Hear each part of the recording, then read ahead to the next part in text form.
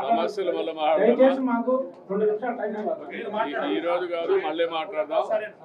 ఈ రోజు మీకు ఎవరికి టైం లేదు, ఎందుకంటే నాకు కూడా టైట్ గా ఉంది ప్రోగ్రామ్. మళ్ళీ వస్తాను, అప్పుడు మాట్లాడతాను.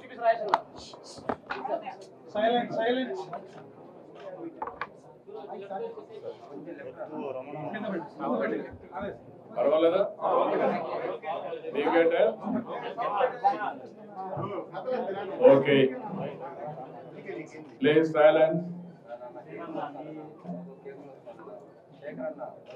తమ్ముడు, మీ లోగోలు తప్ప మీ గొడవ తప్ప ఇంకొట్టేది.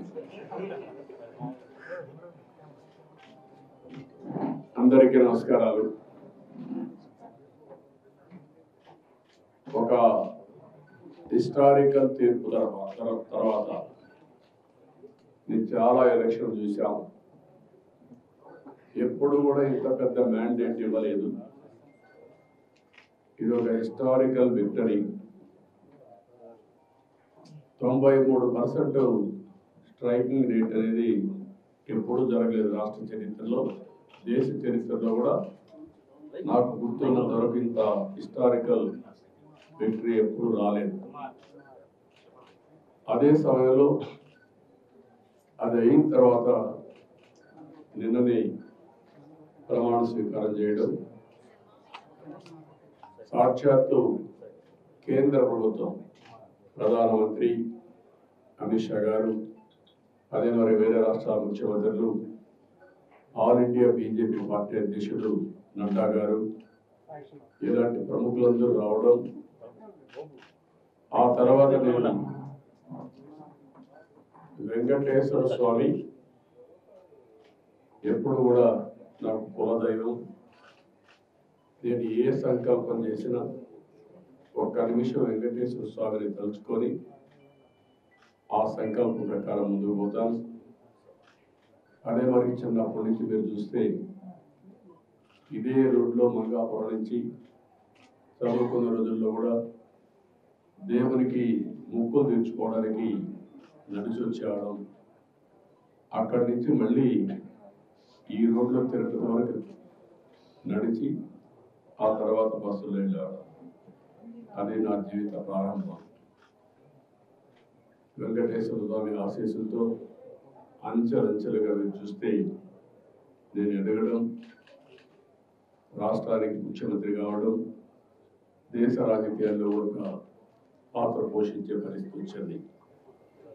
2003 నేను వెంకటేశ్వర స్వామికి పట్టు వస్త్రాలు సమర్పించే సాంప్రదాయం బ్రహ్మోత్సవాల సందర్భంగా ఆ రోజు నేను వచ్చేటప్పుడు క్లేమోర్ మైన్స్, ఆ క్లేమోర్ మైన్స్ చూస్తే ఎవ్వరు కూడా బతకలేదు. అలాంటిది సాక్షాత్తు వెంకటేశ్వర స్వామి నన్ను బతికించాడు. దానికి కారణం అనేకం కావచ్చు. ఆయన సేవకు నేను వచ్చేటప్పుడు నేను చనిపోతే ఆయన కూడా అపవాదు కావచ్చు, లేకపోతే నా వల్ల ఇంకా ఈ రాష్ట్రానికి ఏదో చేయాల్సిన అవసరం ఉంది, ఈ జాతికి ఏదో సేవ చేయాల్సిన అవసరం ఉందని ఆయన గుర్తించి నాకు ప్రాణభిక్ష పెట్టుండొచ్చు. కానీ ఏదేమైనా మళ్ళీ ఈ విక్టరీ మీరు ఒకసారి చూసినప్పుడు వెంకటేశ్వర స్వామి స్ఫూర్తిగా, ఆయన ఆశీస్సులతో నేను ఏం చేయాలని ఆలోచిస్తున్నాను. ఒకసారి ఇవన్నీ చరిత్రలు. ఎన్టీ రామారావు గారు అన్నదానం పెట్టారు. అన్నదానం ప్రవేశపెట్టిన తర్వాత దేవాంశి పుట్టినప్పటి నుంచి ఒకరోజు అన్నదాన కార్యక్రమానికి ప్రవేశిస్తున్నాడు. అంటే ఒక మెమరీ మీరు ఒకసారి చూస్తే, వాళ్ళ గ్రేట్ గ్రాండ్ ఫాదర్ అన్నదాన కార్యక్రమం పెడితే గ్రాండ్ సన్ ఒకరోజు కాంట్రిబ్యూట్ చేసే పరిస్థితి వచ్చిందంటే ఇది ఒక అరుదైన అనుభవం. అయితే నేను ఎప్పుడు వెంకటేశ్వర స్వామిని ఒకే కోరుకుంటాను. ప్రతిరోజు నేను ఎక్కువ పూజలు చేయను.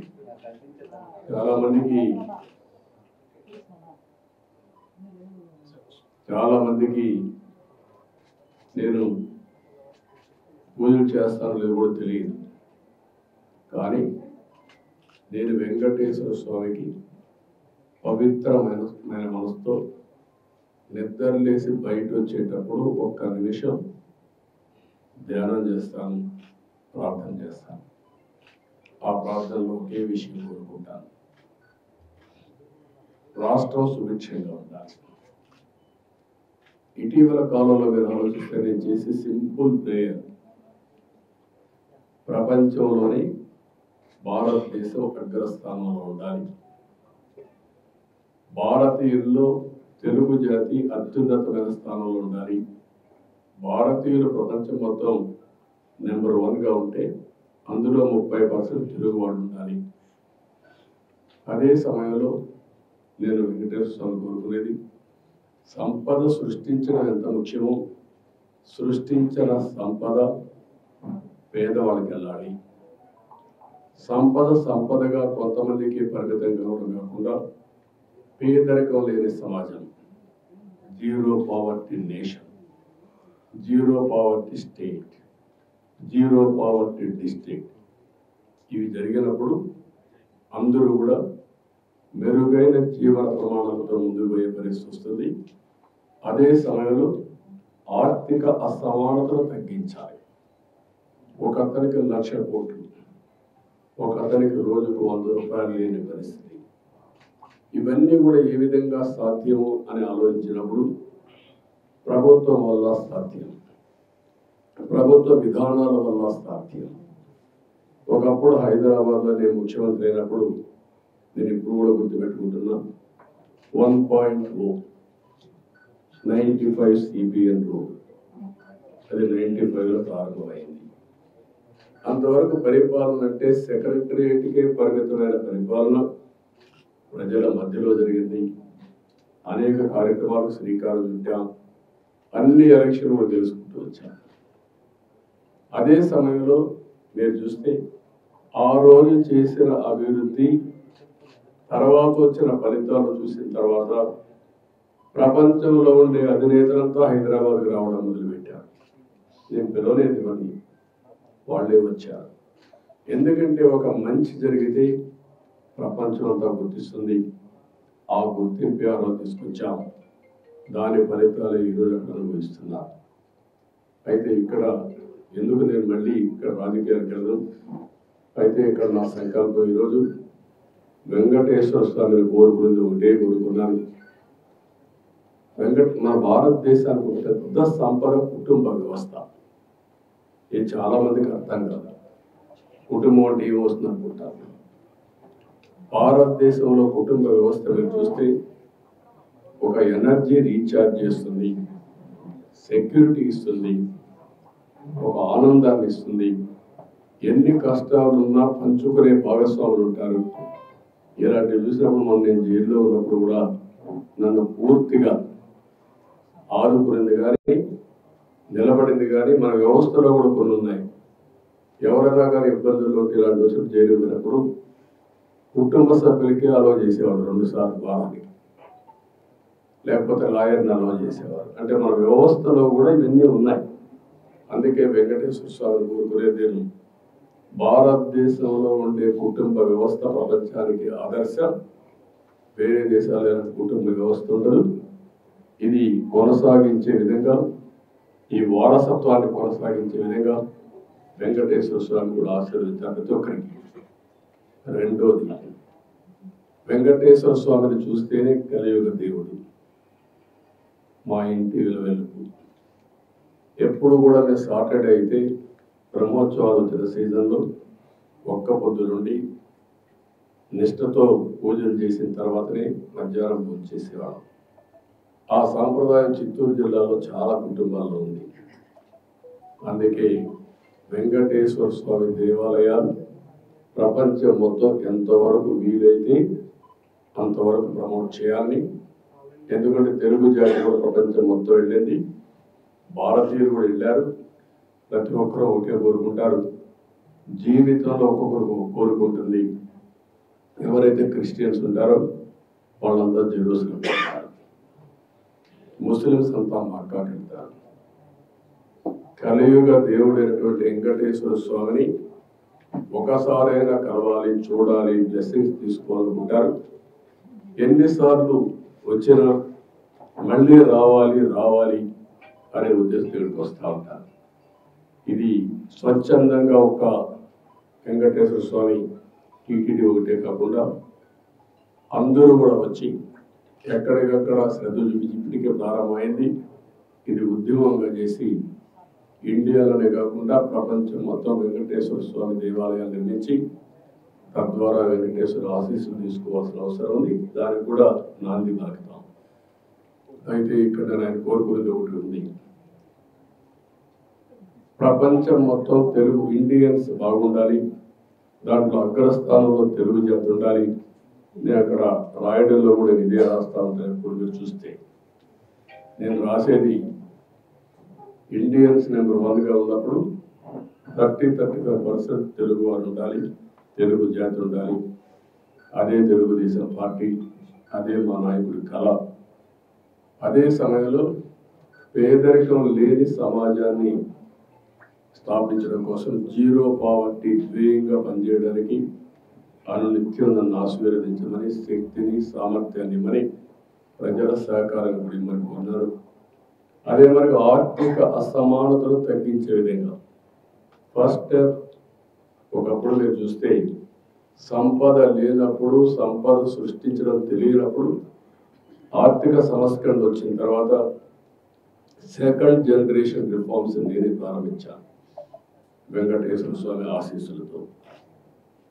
అందుకే మీరు ఈరోజు రోడ్లు చూస్తే బ్రహ్మాండమైన రోడ్లు వచ్చాయి. రాష్ట్ర రోడ్లు అన్ని పోయినాయి, కానీ నేషనల్ హైవేస్ వచ్చినప్పుడు ఫస్ట్ రోడ్ నేషనల్ హైవే వేసిన కూడా గుర్తుపెట్టుకోవాలి, చెన్నై టు నెల్లూరు. అది ప్రూఫ్ ఆఫ్ కాన్సెప్ట్. అది సక్సెస్ అయిన తర్వాత వాజ్పేయి గారు దేశం మొత్తం గోల్డెన్ క్వాడ్రిలేటరల్ రోడ్ వచ్చింది. ఇప్పుడు జిల్లా రోడ్లు వచ్చి అన్నీ అయిపోయినాయి.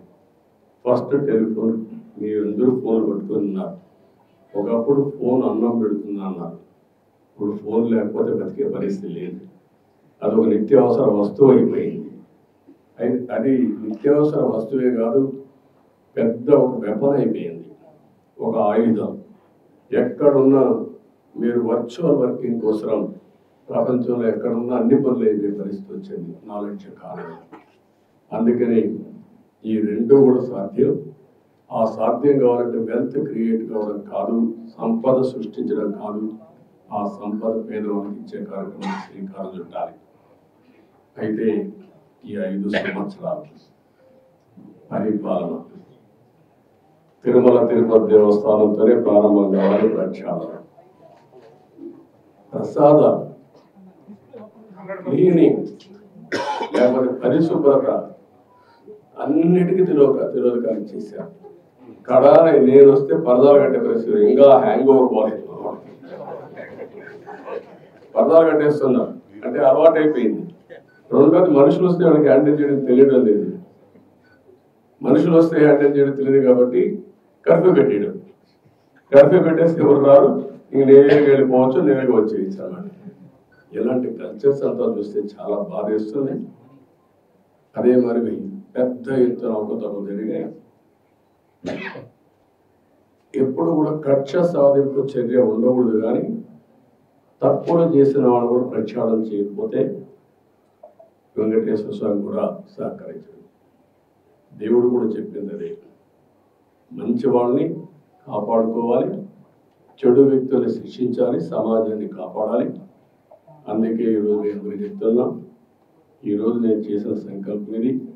నా జీవితంలో మా కుటుంబానికి నేను ఏమి ఇవ్వాల్సిన అవసరం లేదు. ఎందుకు ఆ మాట చెప్తున్నానంటే 35 ఏళ్ల మునిపే నేను ఒక చిన్న బిజినెస్ వాళ్ళకి పెట్టి, రాజకీయాలపైన మీరు ఆధారపడకూడదు. ఆ రోజు అంటే మా మిస్సెస్సే కాకుండా తర్వాత మా సన్ కానీ, మా కోడలు కానీ, మా మనవడు కానీ ఎవ్వరు కూడా ఆధారపడకుండా ఆ రోజు ఒక చిన్న బిజినెస్ వాళ్ళకి ఇచ్చాను. వాళ్ళు బాగానే చేసుకుంటున్నారు. కాబట్టి నేను వాళ్ళకు కాదు చేయాల్సింది, అయితే వాళ్ళకి టైం ఇవ్వాలి. నా జీవితంలో నేను చేసినప్పుడు నేను ఇంతవరకు టైం కూడా ఇవ్వలేదు. కొద్దిగా టైం ఇవ్వాలి కుటుంబానికి కూడా. అదే సమయంలో ఈ ప్రజలకు నేను రుణపడుతున్నాను. నిన్న జరిగిన ఎన్నికలు చూస్తే ఎవ్వరికీ నమ్మకం లేదు. భయపడ్డారు. కానీ నాకు నమ్మకం ఉంది, విశ్వాసం ఉంది, ప్రజల మీద అపారమైన గౌరవం ఉంది. నేను ఒకే మాట చెప్తాను, ప్రజలు గెలవాలి, రాష్ట్రం నిలబడాలి, తెలుగువారు ప్రపంచంలో ఎక్కడున్నా వచ్చి మీ బాధ్యత మీరు నిర్వహించమని చెప్పాను. ఆ బాధ్యత వాళ్ళు నిర్వహించారు, వాళ్ళు నిలిచారు, ప్రజలు గెలిచారు, రాష్ట్రాన్ని నిలబెట్టారు. వాళ్ళని మేము గౌరవించాలి. ఆ కార్యక్రమానికి శ్రీకారం చుట్టాం.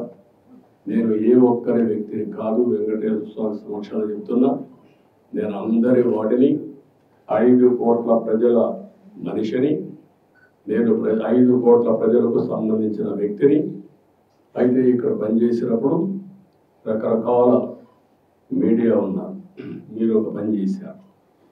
కొంతమంది అయితే ప్రజాస్వామ్యం కోసం పోరాడి నిద్రపోని రాత్రులు కోర్టు చుట్టూ దిగే పరిస్థితి, మీ మనోభావాలు వాస్తవాలను కూడా చెప్పలేని దుస్థితి మీరు అనుభవించారు. రాజకీయ పార్టీ నాయకులు, రాజకీయ పార్టీ కార్యకర్తలు విపరీతమైన క్షోభ అనుభవించారు. సాటర్డే వస్తే ఎక్కడ ప్రొక్లైన్ వస్తుందో, లేకపోతే ఎక్కడ 41 కేసులు పెట్టి అరెస్ట్ చేసేస్తారు అందరూ భయపడిన రోజులు, నిద్ర లేని రోజులు. ఇప్పుడు ఎక్కడ చెట్లు నరికే పని లేదు, అర్థాలు కట్టే పరిస్థితి లేదు, లేకపోతే ప్రొక్లైన్ పంపించే పరిస్థితి లేదు. కానీ ప్రజాపాలన స్టార్ట్ అయింది. ఈ రోజు నుంచి అయితే మళ్ళీ చెప్తున్నా, ఇంకొక పక్కన ఉద్యోగస్తులు కూడా నిన్నటి చాలా ఇబ్బంది పడ్డారు, ఇంకొక పక్కన సోషల్ యాక్టివిస్టులు ఇబ్బంది పడ్డారు. ప్రజలు కూడా మాకు ఇది అన్యాయం జరిగిందని చెప్పుకోలేని పరిస్థితుల్లో ప్రజలు కూడా ఇబ్బంది పడ్డారు. ఒకరిని కాదు, అన్ని వర్గాలు ఇబ్బంది పడ్డారు. కానీ ప్రతి ఒక్కరికి న్యాయం జరుగుతుందని నా మీద హోప్ పెట్టుకున్నాను. ఆ హోప్ని నేను నిరూపించుకోవాలి. ఏ వర్గంలో ఇబ్బంది పడ్డారో, నష్టపోయారో అందరూ నిర్ణయం చేయాలి. ఈ వెంకటేశ్వర స్వామిని కోరుకుంటున్నా, తద్వారా రాష్ట్రంలో ఉండే ప్రజలు ప్రతి ఒక్కరికి విజ్ఞప్తి చేస్తున్నా, ఇది ప్రారంభం మాత్రం. జరిగిన నష్టం అపారం. 5 సంవత్సరాలు జరిగిన నష్టం 30 సంవత్సరాలు రాష్ట్రం వెనుకబడిపోయింది. ఇది తిరిగి పునర్నిర్మాణం చేసుకోవాలి. భగవంతుడు ఆ శక్తి తెలుగుదేశానికి ఇచ్చాడు. అందుకనే ఎక్కడ రాగద్వేషాలు లేవు. అదే సమయంలో ప్రజలు కూడా కోరుతున్నాం, ఓట్లు వేసాం, మా బాధ్యత అయిపోయిందని కాకుండా అనునిత్యం మమ్మల్ని నడిపించండి, ఆశీర్వదించండి, ప్రభుత్వంలో భాగస్వాములు కండి. అప్పుడే ఈ చైతన్యంతో ఈరోజు నాకు చాలాసార్లు మీకు చెప్పాను, 2047కి భారతదేశం ప్రపంచంలో నెంబర్ 1 ఆర్ నెంబర్ 2లో ఉంటుంది. అదే సమయంలో ప్రపంచంలోనే భారతీయులు నెంబర్ 1 స్థానంలో ఉంటారు. ఇప్పుడు వాళ్ళు ఉండేది global citizens, highest per capital income వాళ్ళకే వస్తుంది. ఏ దేశానికి పోయినా, అమెరికాకు పోయినా, ఆస్ట్రేలియాకు పోయినా, ఆఫ్రికాకు పోయినా, స్విట్జర్లాండ్కి పోయినా, ఎక్కడైనా ఒక పాష్ లొకాలిటీ ఉంటే అక్కడికి పోతే అక్కడ ఇండియన్ ఉంటాడు, అందులో 30% తెలుగు వాళ్ళు ఉంటారు. అంటే ఎన్ని 20 సంవత్సరాలు 25 ఏళ్ళు సాధించాం. ఇది సాధించామంటే ఆ రోజు భారతదేశంలో ఆర్థిక సంస్కరణలు వచ్చిన తర్వాత టెక్నాలజీని అందిపుచ్చుకున్నాం, ఐటీని అందిపుచ్చుకున్నాం.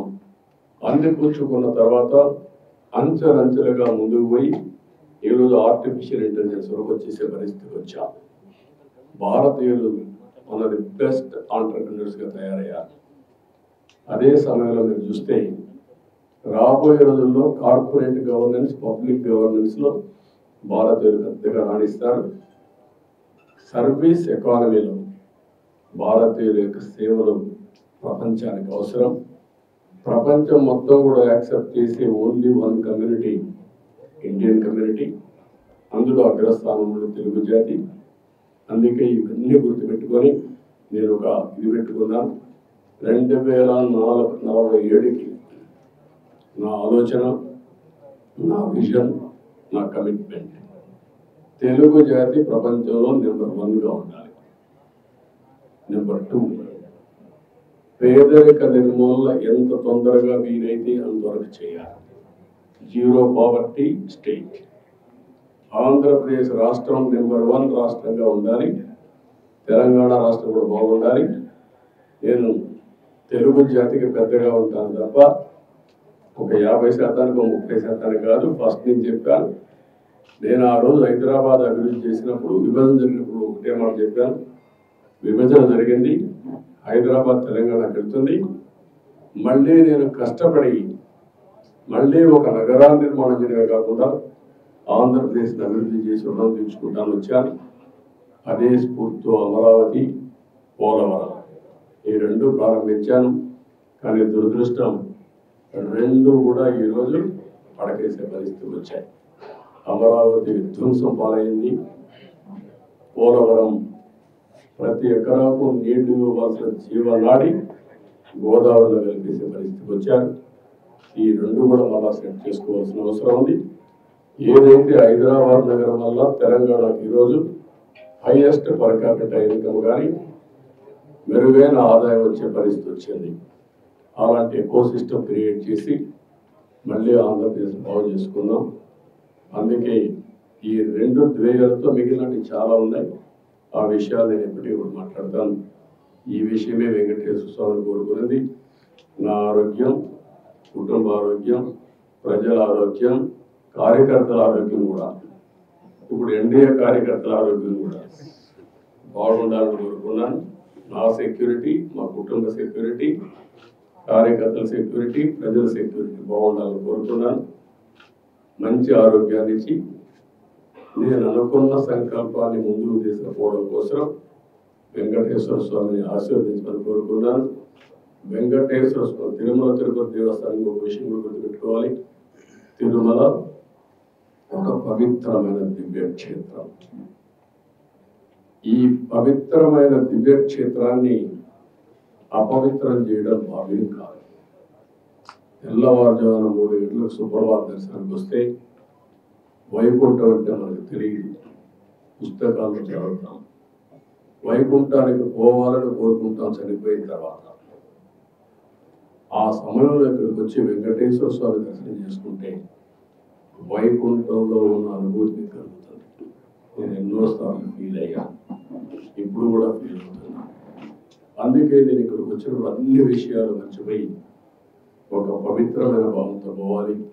ఒకే స్లోగన్ ఉండాలి. ఏడుకొండలవాడ వెంకటరమణ గోవింద గోవింద తప్ప, ఓం నమో వెంకటేశాయ తప్ప వేరే స్లోగనే ఉండకూడదు, వేరే వ్యక్తి జ్ఞాపకం రాకూడదు. ఆ పేరుతోనే మొత్తం ప్రక్షాళన చేస్తాం. మళ్ళీ భారతదేశం కాకుండా ప్రపంచం మొత్తం అభినందించే విధంగా ఈ టీటీడీని తీర్చిదిద్దాలని తెలియజేసుకుంటూ, మరొకసారి మీ సమస్యలు మళ్ళా సమయం వస్తుంది, నేను ఎప్పటికీ కూడా మాట్లాడతా అన్ని విషయాలు. ఎందుకంటే మళ్ళా నేను లైన్ కూడా క్యాచ్ చేస్తుంది. Just a couple of questions. Sir, ప్రక్షాళన టీటీడీ నుంచి ప్రారంభం. టీడీపీ గవర్నమెంట్ వచ్చింది స్టేట్ లో, బట్ టీటీడీలో కనిష్టం the chairman has resigned, board has resigned, EO has gone on leave. Can we expect a rejig of complete TTD? No, what I am saying is only one day. Now matter is moving. Yesterday నేను sharing ఏం చేశాను. వెంకటేశ్వర స్వామిని దర్శనం చేసుకున్న తర్వాత ఆయన ఆశీస్సులతో పని ప్రారంభించాలనుకున్నాను. వచ్చాను, ఆ సంకల్పం ఇక్కడ చెప్పాను. ఇక్కడ నుంచి ఎక్కడ ఏ విధంగా పనులు చేస్తాం మీరే చూస్తారు. అవన్నీ సాయంత్రం పెట్టినప్పుడు మీరు చేస్తారు. డ్రీప్ ప్రాజెక్టులు 2 ఉన్నాయి. డ్రీప్ ప్రాజెక్టులు ఉన్నాయి సార్. కళ్యాణ విజయవాడ టెంపుల్ ఒకటి దాదాపు 150 కోట్లతో అది ఒకటే కాదు, చాలా ఉన్నాయి. అవి విషయాలు మాట్లాడదాం. అవిలాల చెరువు సార్, అన్ని మాట్లాడదాం. అవన్నీ ఉన్నాయి. గతంలో ప్రతిపక్షాల పైన అధికార పార్టీ దాడులు చేస్తుంది, ప్రస్తుతం అధికార పక్షం పైన ప్రతిపక్షాలు మాట్లాడతానంటావా? అవన్నీ వెంకటేశ్వర స్వామి టెంపుల్లో మాట్లాడడం కరెక్ట్ కాదు. మీరు ఏమంటున్నారంటే మీలో కూడా ఇంకా మైండ్ మారాలి. కొంతమంది దొంగలే దొంగ దొంగ అని అటెన్షన్ డైవర్ట్ చేయాలి.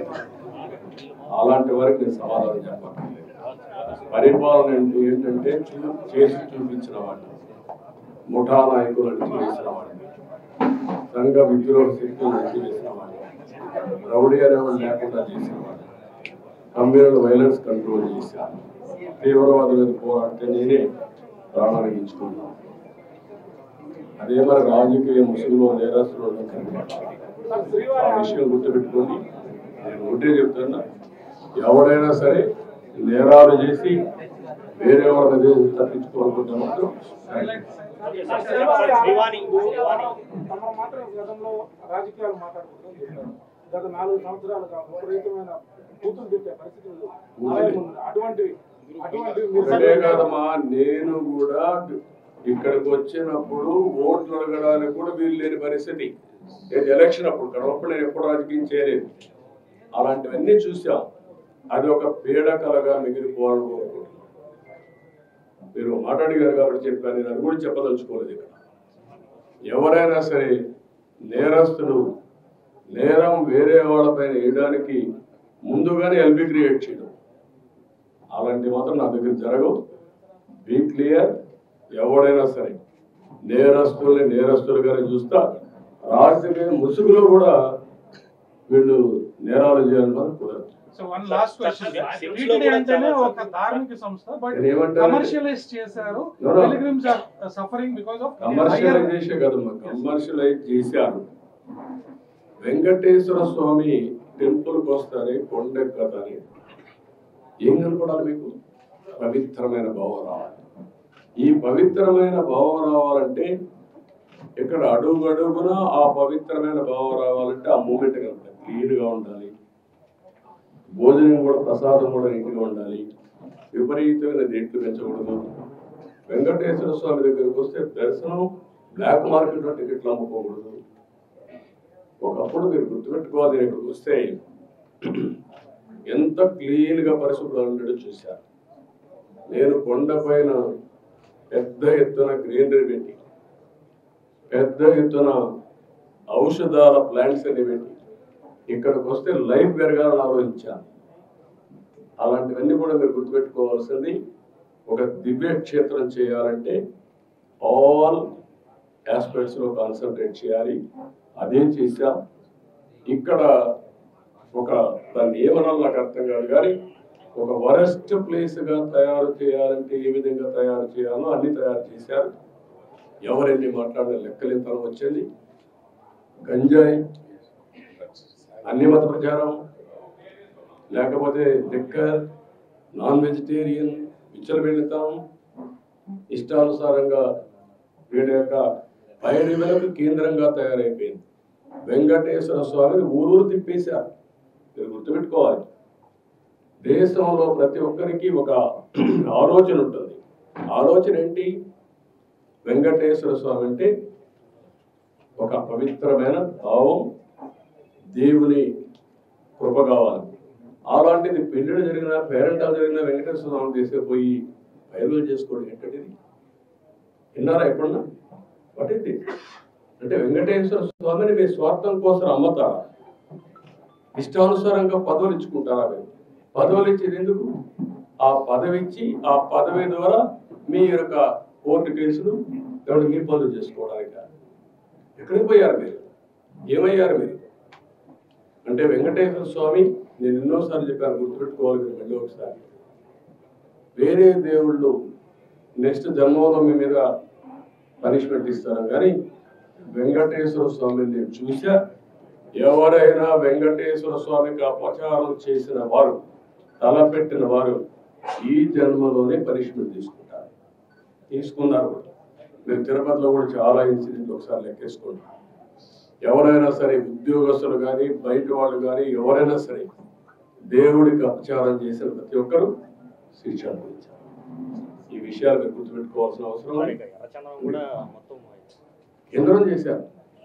ఎర్రచంద్రాన్ని కూడా నేను గోడలు కూడా పెట్టాను, మీరు చూసుంటారు. ఆ గోడలు కూడా వెళ్ళబోతా ఉంది.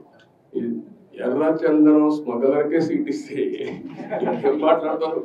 చట్టాలు కూడా ఒక చేతులకి అప్పచెప్పేస్తున్నారు. చాలా ఉన్నాయండి, ఒకటి మాట్లాడడం కాదు, చాలా ప్రక్షాళన చేయాలి. ఇంకా వీళ్ళ డబ్బులు, రౌడీజం, దీంతోనే రాజకీయం చేయాలనుకున్న ఏమీ జరగదు. నేను ఒకటే చెప్తాను, దృఢ సంకల్పంతో వెంకటేశ్వర స్వామి సాక్షిగా చెప్తున్నా, మంచిని ప్రోత్సహిస్తా, చెడుని మాత్రం గట్టిగా తొంగలో దొక్కేస్తా.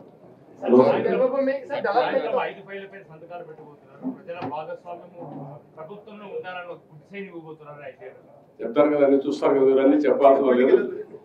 భోంచే ముందు రుచి ఎందుకు కాదు, నేను ఒకటే చెప్పా. 1.0 చూశారు, 2.0 చూశారు, 3.0 చూశారు, 4.0 వచ్చారు. ఇప్పుడు మీరు చూడబోతున్నారు. ఇప్పుడు అందుకే అందరికి అపీల్ చేస్తున్న, ఆఫీసర్లు కూడా, ఎంప్లాయీస్ కూడా అపీల్ చేస్తున్నా, రాజకీయ కార్యకర్తలకు అపీల్ చేస్తున్నా. నష్టపోయాం, ఈ నష్టాన్ని రికవర్ చేసుకోవాలి. అందరూ కూడా కలిసి పనిచేద్దాం, ముందుకెళ్దాం. థ్యాంక్